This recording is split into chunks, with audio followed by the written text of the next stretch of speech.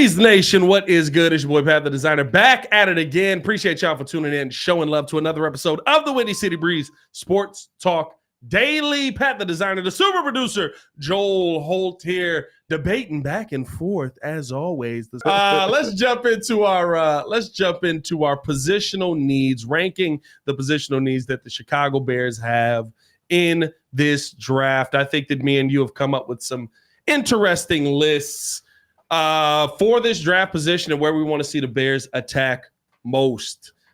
I'll start it off. Well, you start things off. I'll start things off here. No problem, man. Let's get to it. My number one position that the Bears need to attack in this draft, and this does not mean with a specific pick. This does not mean that you have to do it with the 9th pick, 10th pick, or trade back and do all this.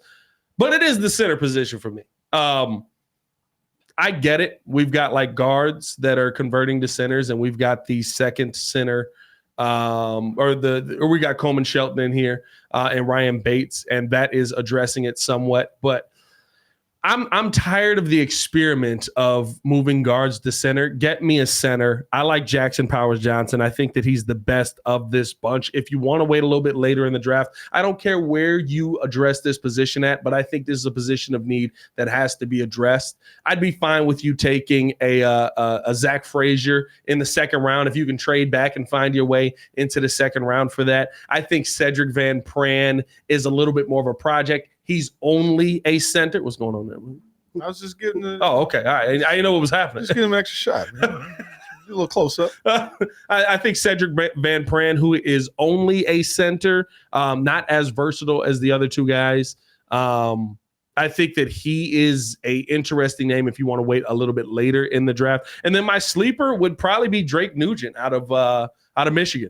Listen, if Jim Harbaugh doesn't find a way to get this guy on the team, I think that I think that the Bears should absolutely look. Again, I don't need you to address it in the first round if you don't want to go first round there, but I do think that it needs to be addressed at some point. I don't think you have long-term depth with Coleman Shelton and Ryan Bates. Maybe Ryan Bates gives you a little bit of longevity, and maybe he proves me wrong coming into the season. But yeah. I'd say center's my one. Left tackle right now is my 2. My left tackle's on the board. Joe Alt's a guy I trade up for. He just is. I'd trade up for Joe Alt. I feel that confident about him. Olu Fashanu, if you feel like waiting, I think Olu Fashanu will be there at 9. He may fall back. If you can find kind of a range where you can add some picks in, I'd be fine with you going left tackle there. Troy Fontenot is 3rd on my list right now. I think that he's a really good he's a legitimate left tackle. You have no questions about it. And then my sleeper on the list is Patrick Paul out of Houston. Patrick Paul to me is just a mammoth of a man. I think I said that when we did our mock draft. He's a monster on that left side. Got some technique issues, but you can get him much later in the draft and you can address that need. Then we get to the wide receiver position. Y'all already know MHJ, Malik Neighbors, love both of those names. Roma Dunze is a guy that could get to us. I love seeing the Jamar Chase comparisons on this guy. My sleeper on him, or my sleeper at the wide receiver position, me and J-Mac talked about this as well. Xavier Legette out of South Carolina. Big body, a lot of ability. I think that he is somebody who maybe is going a little bit underhyped in this draft because he's going to be a second round guy. But if those first 3 guys are gone and you're looking to address wide receiver, I would love to find a way to get back into the second round and get him. Or, and I didn't put this on the list because technically he's not a wide receiver, so I didn't want to get him on the list. But if all the receivers are gone, what's there to say you don't take a Brock Bowers? 200 in the chat, by the way. Over 200 in the chat. 200. Somebody said, is Xavier Legette a sleeper? He's not a sleeper. I guess sleeper may be the wrong word for this. I guess he's my, like, if all the best are off the board and you need to go later in the draft to address something, I would say that, because Drake Nugent isn't a sleeper either, really. Like, we know what he is. Patrick Paul is a sleeper kind of player. But yeah, hey, exactly, Bears Junkie. Or if all the receivers are off the board, you get the wide receiver run, I would not be opposed to trading back and going and getting Brock Bowers, maybe 13 or 14. I know he's. What? Yeah, I'm telling you, dog. In terms of a receiver, like big body, yeah, I get can you. play more receiver than he's going to be a blocking regular tight end. He's going to be the better of the two long term as far as receiving than Cole Kmet. And you've got your blocking guy maybe a little bit more with Cole Kmet. There's a lot of upside to this dude. Like I would love to have. Because he's kind of a Kittle. They saying he's more like Kittle, right? He's more of a. Here's the thing. He's more of a Kittle, but unless you're like the top guy in the draft, it's hard to say. Like when I watch him, I don't get Kittle. I get Kelsey. Jordan, does Bowers get sacks?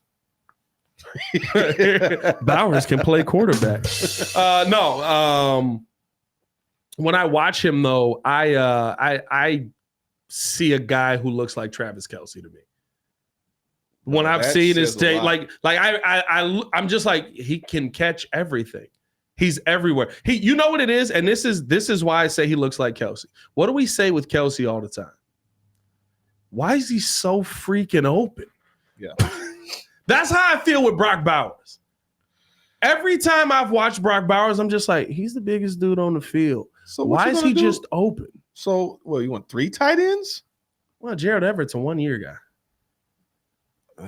Okay. Gerald Everett's a 1-year guy. It's a trade back move to add more draft capital. You can still address a lot of stuff in the second. I'm not saying take him at 9. I'm saying I think Bowers, you could get 12, 13 in this draft. So you trade back on that. I think either way. Jordan said, might I interest you in Kool-Aid McKinstry? Another quarterback. What'd somebody call him the other day? They called him like he's Grape Juice Jackson or something like that. Bowers can play quarterback better than Tyreek Stevenson, you jerk.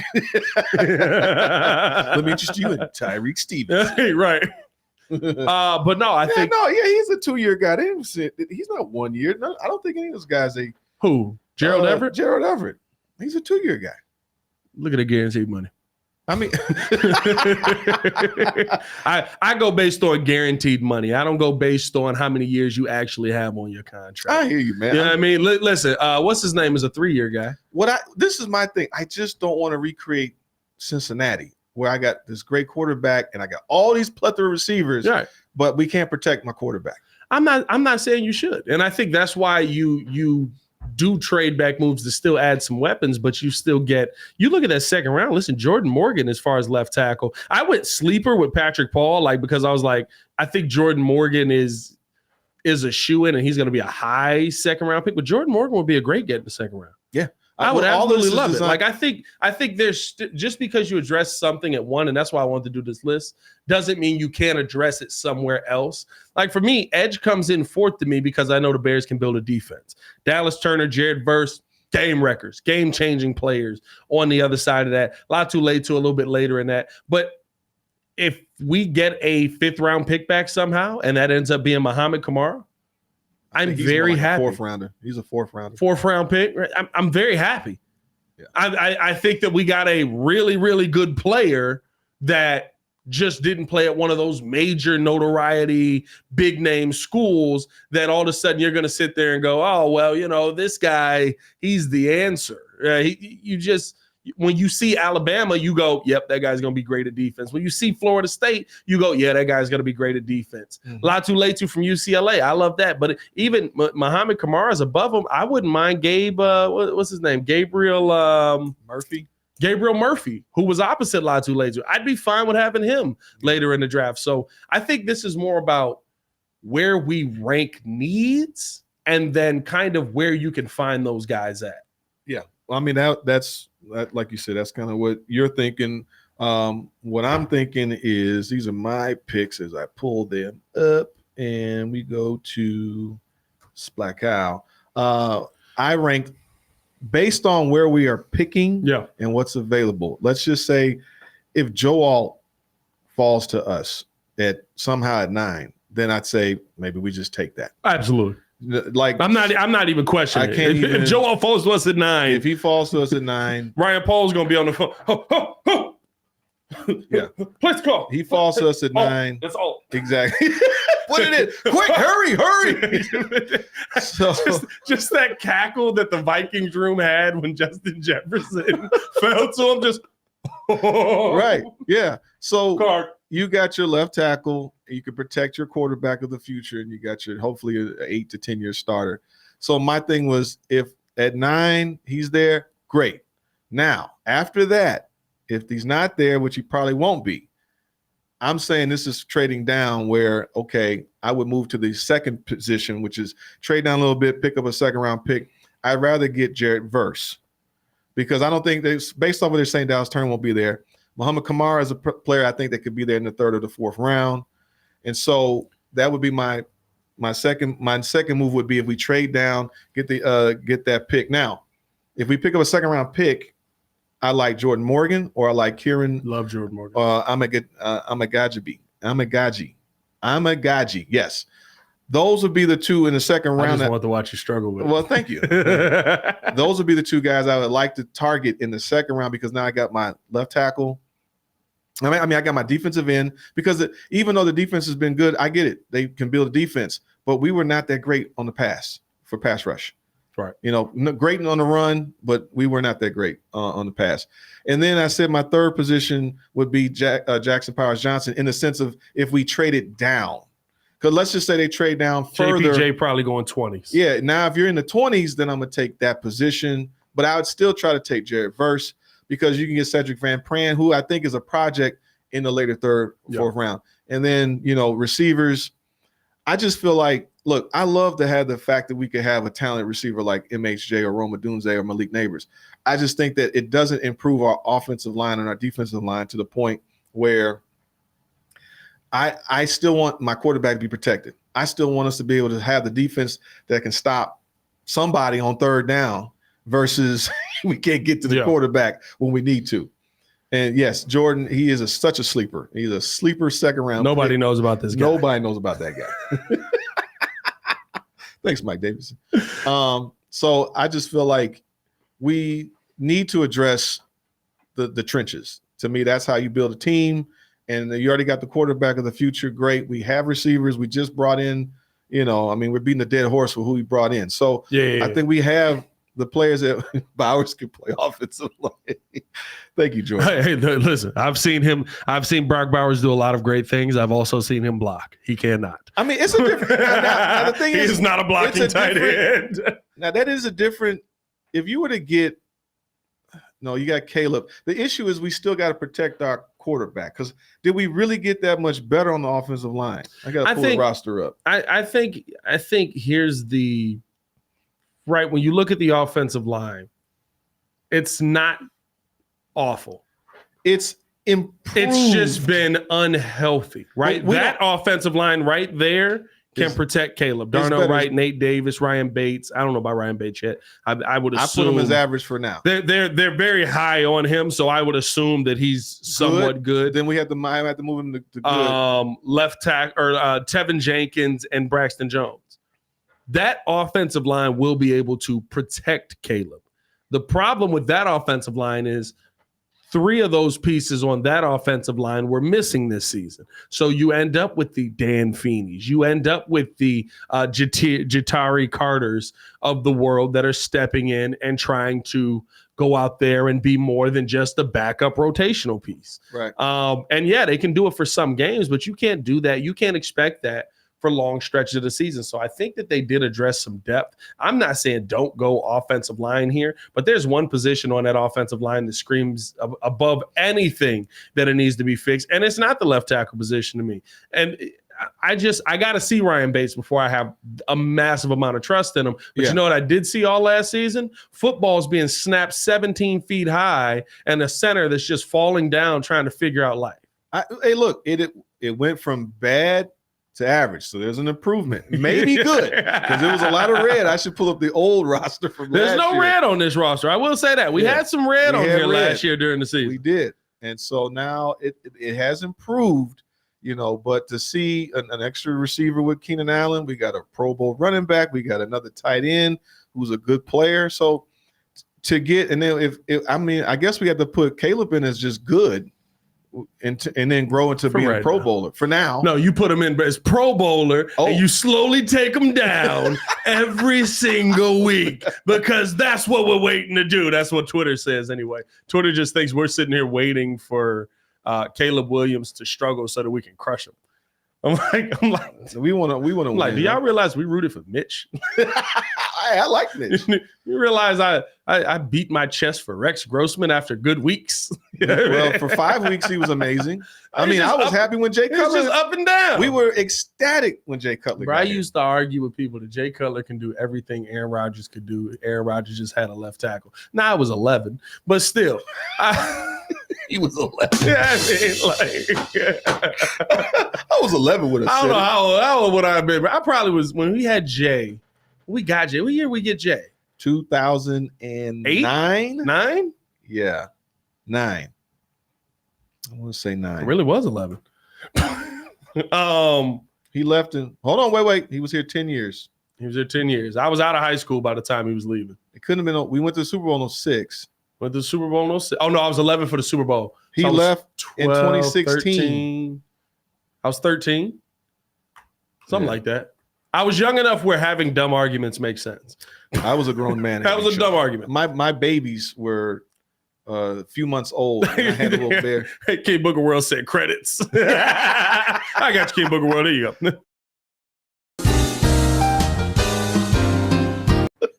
Joe get a lot of credits on them credits, man. That was a template. I was making it on the fly. I got to edit that thing.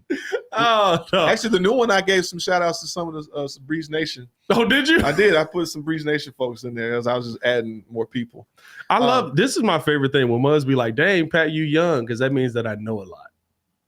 Must have no idea how old I am, or I just look bad. Must have no idea. Bad. Oh, you no, I'm gonna go with bad. Must have no idea how young I am because I be bringing up these old references or like old video. I be like, no, I'm just obsessive with this stuff. I'll sit and watch a 1999 Bears game, knowing dang well, You know that really impressed me about you. You know, because I was amazed at like, wait, how old you are, and it was like, how are you getting all of these references? Oh yeah. Like you're almost like a savant, and I for me at my age, it's like you act, because you're a lot younger, which is crazy to me. Yeah, well, 15 years. We just found this out. 15 years. 16? No, 16 years. Is it 16 years? I think it's 16 years. I'm a lot younger than you. But it's funny, like your reference, like I was having children and living in my condo, and you were 11 years I was born. Where were you in 94? Born. Yeah. Coach Dre was with me on the train. Man, we was riding the train 13 years ago. Dude, we used 13 years ago. 13 years ago. I was almost 20 years I've been going. No, over 20 years I've been going down. 13 years. 2011, I was a sophomore. That's crazy. That's a sophomore. Yeah, I mean, Derrick Rose still had knees. I could just hear Jordan. All right, Joel. Shut up, Joel. Shut up, Joel. Hey, man. Let's finish it off here, man. Appreciate y'all tuning in, showing love. Let us know how you guys feel about our positional rankings. Do you like left tackle being the number one? I went center as the number one. Sorry. Let us know how you guys feel in the comments below. And of course in the chat as well. Appreciate the Breeze Nation pulling up and showing love as you guys always do. Bears Junkie Facts. I am an old soul, bro. I ain't gonna lie to you. I was sitting there listening to my Prince record the other day, sipping some cognac with my one of my wife's friends' husbands who came over, and I literally was like, "Hey, this is an old moment right here, dog. This gotta be." No, this is funny. Kareem's silly, man. Kareem come in, he hits you with a couple of zingers. Joe was around when the Peace Stone was finale. Oh man, let's get into our Friday free for all, man. The Friday free for all, we are free to talk about whatever we want to talk about.